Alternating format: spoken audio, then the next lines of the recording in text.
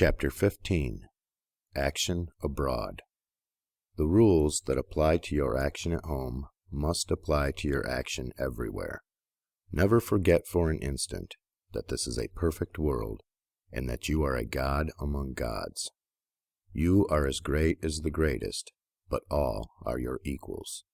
Rely absolutely on your perception of truth. Trust to the inner light rather than to reason, but be sure that your perception comes from the inner light. Act in poise and calmness. Be still and attend on God. Your identification of yourself with the All-Mind will give you all the knowledge you need for guidance in any contingency that may arise in your own life or in the lives of others. It is only necessary that you should be supremely calm and rely upon the eternal wisdom that is within you. If you act in poise and faith, your judgment will always be right, and you will always know exactly what to do. Do not hurry or worry. Remember Lincoln in the dark days of the war. James Freeman Clarke relates that after the Battle of Fredericksburg, Lincoln alone furnished a supply of faith and hope for the nation. Hundreds of leading men from all parts of the country went sadly into his room and came out cheerful and hopeful. They had stood face to face with the Highest, and had seen God in this lank, ungainly, patient man, although they knew it not. Have perfect faith in yourself and in your ability to cope with any combination of circumstances that may arise. Do not be disturbed if you are alone. If you need friends, they will be brought to you at the right time. Do not be disturbed if you feel that you are ignorant. The information that you need will be furnished you when it is time for you to have it. That which is in you, impelling you forward, is in the things and people you need, impelling them toward you. If there is a particular man you need to know, he will be introduced to you. If there is a particular book you need to read, it will be placed in your hands at the right time. All the knowledge you need is coming to you from both external and internal sources. Your information and your talents will always be equal to the requirements of the occasion. Remember that Jesus told his disciples not to worry as to what they should say when brought before the judges. He knew that the power in them would be sufficient for the needs of the hour. As soon as you awaken and begin to use your faculties in a great way, you will apply power to the development of your brain.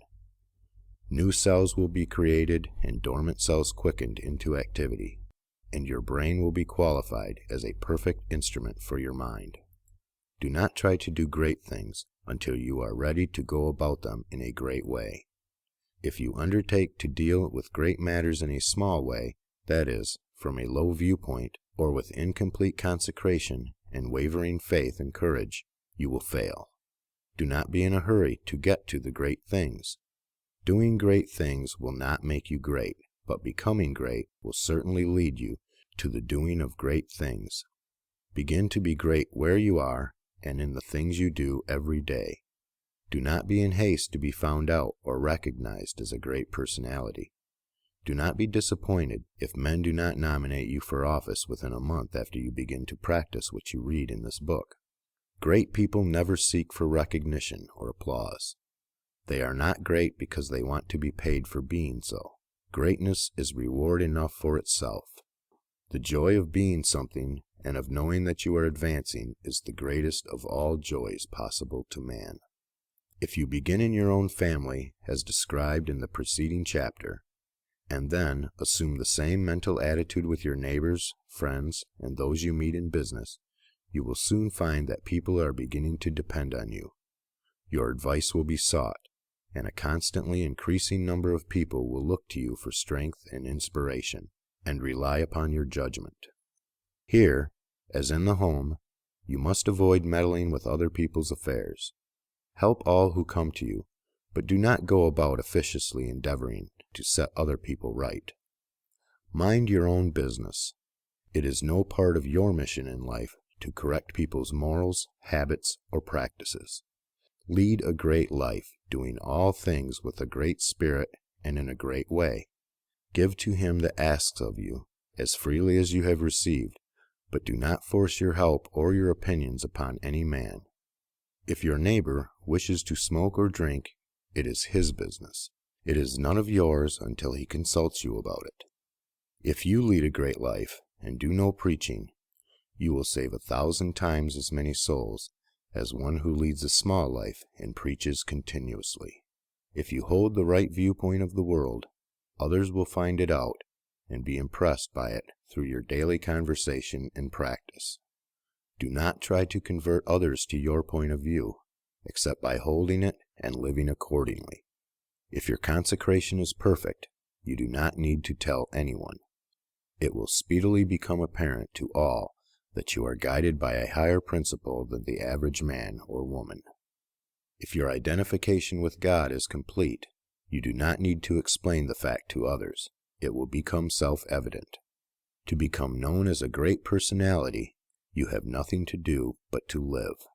Do not imagine that you must go charging about the world like Don Quixote, tilting at windmills and overturning things in general in order to demonstrate that you are somebody. Do not go hunting for big things to do. Live a great life where you are and in the daily work you have to do, and greater works will surely find you out. Big things will come to you asking to be done. Be so impressed with the value of a man that you treat even a beggar or the tramp with the most distinguished consideration. All is God. Every man and woman is perfect. Let your manner be that of a god addressing other gods. Do not save all your consideration for the poor. The millionaire is as good as the tramp. This is a perfectly good world, and there is not a person nor thing in it but is exactly right. Be sure that you keep this in mind in dealing with things and men. Form your mental vision of yourself with care. Make the thought form of yourself as you wish to be, and hold this with the faith that it is being realized, and with the purpose to realize it completely. Do every common act as a god should do it. Speak every word as a god should speak it. Meet men and women of both low and high estate as a god meets other divine beings. Begin thus and continue thus, and your unfolding in ability and power will be great and rapid.